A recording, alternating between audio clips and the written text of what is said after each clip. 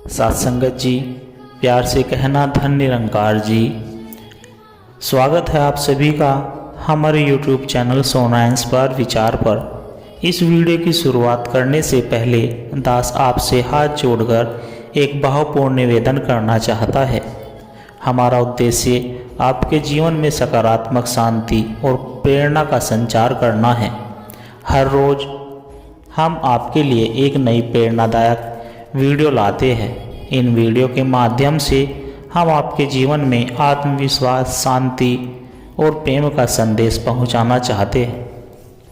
आपसे निवेदन है, कृपया हमारे चैनल को सब्सक्राइब करें और नोटिफिकेशन को ऑन करना न भूलें, जिससे कि आप किसी भी अनमोल साखी, सत्संग या संदेश से वंचित न रहे।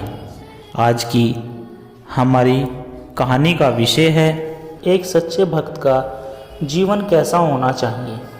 सत्संगत जी, किसी भी भक्त का जीवन भक्ति, समर्पण, सेवा और विनम्रता से परिपूर्ण होना चाहिए। यह कथा हमें दिखाएगी कि सच्चा भक्त वही है जो न केवल अपने आराध्य से प्रेम करता है, बल्कि संसार में भी अपने कर्मों से भक्ति का प्रसार करता है। पहला भाग, भक्त धीरज का जन्म और प्रारंभिक जीवन। किसी समय भारत के एक छोटे से गांव शांतिपुर में एक लड़का जन्मा। माता पिता ने उसका नाम धीरज रखा। वह जन्म से ही सरल और धार्मिक प्रवृत्ति का था। उसके घर में भक्ति का वातावरण था और उसकी माँ भगवान विष्णु की परम उपासक थी। धीरज का बचपन गांव के अन्य बच्चों से अलग था। जहां अन्य बच्चे खेल कूद में मस्त रहते, वहीं वह मंदिर जाता, संत महात्माओं की सेवा करता और भजन कीर्तन में मन लगाता। उसके मन में हमेशा यह सवाल रहता, सच्ची भक्ति क्या है।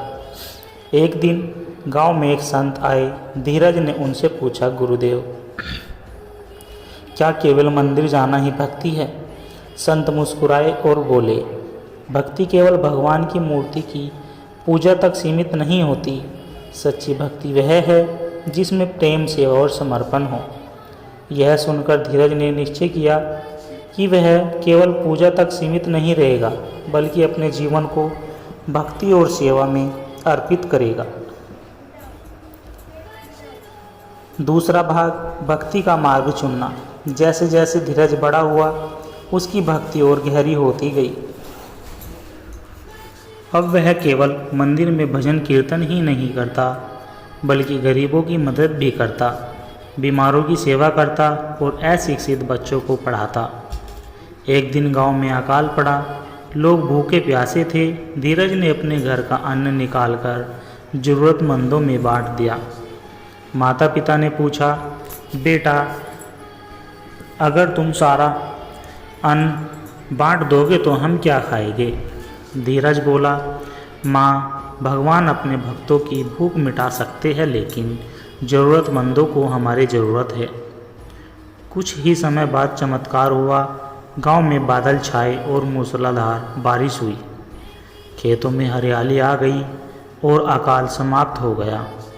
गांव के लोग धीरज को देवता समान मानने लगे, लेकिन वह हमेशा कहता, मैं केवल भगवान का दास हूँ। एक बार गांव के राजा को धीरज के चमत्कारी कार्यों के बारे में पता चला। उन्होंने उसे अपने दरबार में बुलाया और कहा, धीरज, तुम एक महान व्यक्ति हो, मैं तुम्हें मंत्री बनाना चाहता हूँ। धीरज ने विनम्रता से उत्तर दिया, महाराज, मैं कोई महान व्यक्ति नहीं, सिर्फ भगवान का भक्त हूँ। मैं सत्ता और धन का लोभ नहीं रखता, कृपया मुझे सेवा करने दे। राजा ने उसकी भक्ति की परीक्षा लेने के लिए उसे जंगल में भेज दिया। वहाँ धीरज को एक घायल सिंह मिला। वह बिना डरे उसके पास गया और घावों पर औषधि लगाई। कुछ ही दिनों में सिंह ठीक हो गया और अपने झुंड में लौट गया। यह देखकर राजा को विश्वास हो गया कि धीरज की भक्ति सच्ची है। समय बीतता गया और धीरज की ख्याति दूर दूर तक फैल गई, लेकिन उसने कभी अहंकार नहीं किया। एक दिन एक गरीब वृद्धा उसके पास आई और बोली, बेटा, भगवान मेरे दुख दूर क्यों नहीं करते? धीरज मुस्कुराया और बोला, माँ, भगवान कभी किसी का दुख नहीं चाहते, लेकिन वे हमें परीक्षा देते हैं ताकि हम और मजबूत बने। उसने वृद्धा की सेवा की और कुछ ही दिनों में वह फिर से स्वस्थ हो गई। इससे गांव के लोगों को यह सीख मिली कि भक्ति केवल भगवान की पूजा करना नहीं बल्कि ज़रूरतमंदों की मदद करना भी है। अब धीरज वृद्ध हो चुका था, लेकिन उसकी भक्ति जरा भी कम नहीं हुई थी। एक दिन उसे दर्शन देने स्वयं भगवान विष्णु प्रकट हुए। उन्होंने कहा, धीरज, तुमने सच्ची भक्ति का अर्थ समझ लिया है। तुम्हारी निस्वार्थ सेवा और प्रेम के कारण मैं तुम्हें मोक्ष प्रदान करता हूँ। धीरज हाथ जोड़कर बोला, प्रभु, मुझे मोक्ष नहीं चाहिए, मुझे तो बस यही वरदान दे कि मैं हर जन्म में आपकी सेवा कर सकूं और लोगों की भलाई कर सकूं। भगवान मुस्कुराए और बोले, तथास्तु। और इस प्रकार धीरज ने अपने जीवन में सच्ची भक्ति को सिद्ध कर दिया। इस कथा से सत्संगत जी, इस कथा से हमें यह सीख मिलती है कि भक्ति केवल मूर्ति पूजन तक सीमित नहीं बल्कि सेवा, प्रेम और दया में निहित है। सच्चे भक्त को धन, पद और यश या लोभ नहीं होता। भगवान हमेशा अपने सच्चे भक्त की रक्षा करते हैं और उनकी परीक्षा भी लेते हैं। सेवा और परोपकार ही सच्ची भक्ति के मार्ग है। इस कथा को सुनने के बाद हमें यह समझना चाहिए कि सच्ची भक्ति का अर्थ केवल मंदिर में पूजा करना नहीं बल्कि ज़रूरतमंदों की मदद करना, अहंकार से दूर रहना और अपने कर्मों से भगवान को प्रसन्न करना है। सत्संगत जी, सत्संग के प्रभाव से मनुष्य की बुरी आदतें, अहंकार, लोभ, क्रोध और मोह धीरे धीरे समाप्त हो जाते हैं। जैसे कोयले की धूल में लिपटा लोहे का टुकड़ा आग में डालने पर चमकने लगता है, वैसे ही बुरे संस्कारों से घिरा हुआ मनुष्य सत्संग की अग्नि में तपकर पवित्र और तेजस्वी बन जाता है। सत्संग से मनुष्य के भीतर प्रेम, दया, करुणा, सेवा, संयम और सत्यता के गुण विकसित होते हैं। जो व्यक्ति कभी लालच, ईर्ष्या और क्रोध से ग्रसित रहता था, सत्संग में जाने के बाद उसमें प्रेम, क्षमा और सहानुभूति जागृत होने लगती है। सांसारिक वस्तुएं क्षणिक सुख देती है, लेकिन सत्संग हमेशा आत्मिक सुख प्रदान करता है। जब हम संतों के वचनों को सुनते हैं, ईश्वर की महिमा का गुणगान करते हैं, तो हमारे भीतर शांति और संतोष का भाव जागृत होता है। यह सुख संसार के किसी भी भौतिक सुख से श्रेष्ठ होता है। जैसे गंदे जल में धीरे धीरे स्वच्छ जल डालते रहने से जल निर्मल हो जाता है, वैसे ही सत्संग रूपी अमृत से मन की सारी बुराइयां दूर हो जाती है। एक साधारण मनुष्य भी संतों के संग में आकर पावन और दिव्य बन सकता है। सत्संग के माध्यम से हमें धर्म, सदाचार और आध्यात्मिक ज्ञान प्राप्त होता है। हमें यह समझ आता है कि मानव जीवन का उद्देश्य केवल भोग विलासा नहीं बल्कि ईश्वर की भक्ति और सद्कर्मों से आत्मोन्नति करना है। संत तुलसीदास जी का जीवन परिवर्तन। तुलसीदास जी पहले सांसारिक मोह में पड़े थे, लेकिन जब वे संतों के सत्संग में आए तो उनका जीवन बदल गया। उन्होंने श्री रामचरितमानस की रचना की, जिससे आज भी लाखों लोगों को आध्यात्मिक मार्गदर्शन मिल रहा है। संत कबीर का सत्संग प्रेम। कबीरदास जी कहा करते थे, संत संग तजी पाइये, हरि जू की सरनाई, सुर दुर्लभ तन पाई के, फिर क्यों मोह गवाई। अर्थात संतों का संग त्याग कर यदि कोई व्यक्ति ईश्वर की शरण में चला जाता है तो वह इस दुर्लभ मानव जीवन को सार्थक बना सकता है। संत महात्माओं के प्रवचनों में सम्मिलित हो, अच्छे धर्मों और अच्छे धार्मिक पुस्तकों का अध्ययन करें। प्रत्येक दिन कुछ समय ध्यान, जप और प्रार्थना में बिताए। सत्संग वह अमृत है जो जीवन को सुधारता, संवारता और आनंदमय बनाता है।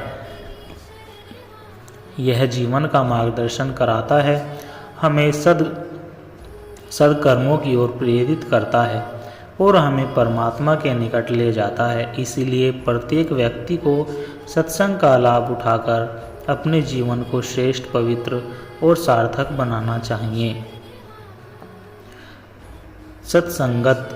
सत्संगत मुद मंगल मूला, सोई फलु पाई जो जन झुलाए। अर्थात सत्संग सभी मंगलों की जड़ है और इसका सच्चा फल वही पाता है जो इसे अपनाता है। सत्संगत जी, आत्मज्ञान की खोज। किसी समय की बात है, एक नगर में आरव नामक एक युवक रहता था। वह बहुत बुद्धिमान था, परंतु उसके मन में हमेशा यह प्रश्न उठता था, जीवन का वास्तविक उद्देश्य क्या है? क्या केवल धन, परिवार और सुख सुविधाएं ही जीवन का अंतिम लक्ष्य है या इसके परे भी कुछ है? आरव के मन में यह जिज्ञासा इतनी गहरी थी कि उसने अपने जीवन को आध्यात्मिक सत्य की खोज में समर्पित करने का निश्चय किया। आरव एक संपन्न परिवार से था। उसके पास धन, यश, परिवार और मित्र सभी कुछ था। फिर भी उसके हृदय में अपूर्णता की भावना बनी रहती। वह रोज मंदिर जाता, धार्मिक ग्रंथ पढ़ता, परंतु फिर भी उसे शांति नहीं मिलती थी। एक दिन वह अपने गुरु के पास पहुंचा और बोला, गुरुदेव, मैं बहुत प्रयास करता हूँ, फिर भी मेरे भीतर बेचैनी बनी रहती है। कृपया मुझे आत्मज्ञान प्राप्त करने का मार्ग दिखाए। गुरु मुस्कुराए और बोले, बेटा, जब तक तुम सांसारिक सुखों के मोह में बंधे रहोगे तब तक सच्चे आनंद की अनुभूति नहीं कर पाओगे। यदि तुम वास्तव में सत्य की खोज करना चाहते हो तो तुम्हें अपनी यात्रा स्वयं करनी होगी।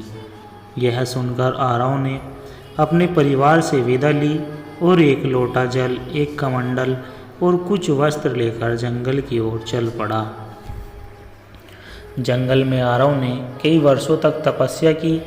वह साधु संतों के साथ सत्संग करता, ध्यान लगाता और आत्मज्ञान प्राप्त करने के लिए गहरे चिंतन में डूबा रहता, परंतु फिर भी उसे वह ज्ञान नहीं मिल पा रहा था जिसकी उसे तलाश थी। एक दिन जब वह गंगा किनारे ध्यान कर रहा था, तब एक वृद्ध संत वहां आए और बोले, बेटा, तुम इतने वर्षों से तपस्या कर रहे हो, पर क्या तुम्हें आत्मज्ञान मिला? आरव ने उदासी से उत्तर दिया, नहीं गुरुदेव, मैं जितना प्रयास कर रहा हूँ उतना ही उलझता जा रहा हूँ।